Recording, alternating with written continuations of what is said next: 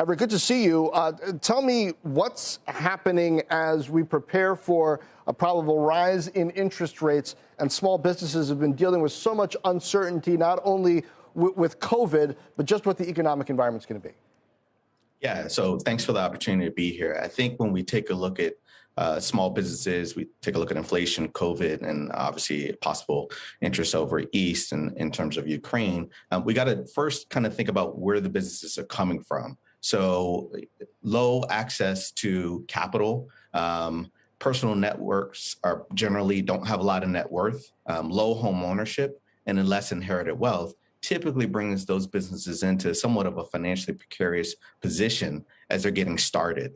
Lendistry has been trying to be part of that solution and providing access to capital, but I think there's somewhat of a long way to go. I actually think there's a way where some of your viewers and some large corporations can start to help out. What is that? Yeah, so great question. You know, we've been looking at this as kind of the great resignation, but really there's another side to this coin, and I'd call it the great business formation. If we look at the numbers in 2020, 4.4 million businesses were started. That's coincidentally 25% higher than 2019. We broke a record in 2020. Then in 2021, 5.4 million businesses were started, breaking the record from 2020. So roughly we got 10 million new businesses that were started.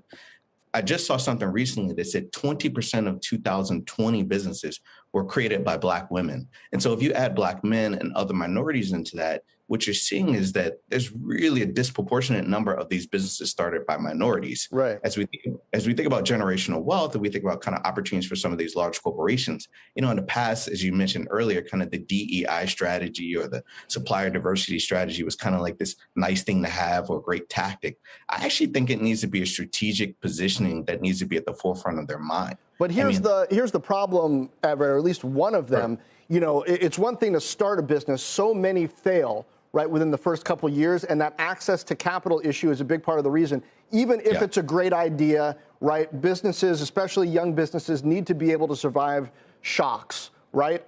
And we're probably about to head into an environment of more of those shocks. So I guess it's why Lendistry's work is important. But what more can be done even in the near term to keep some of these businesses afloat that are about to go through a rough time?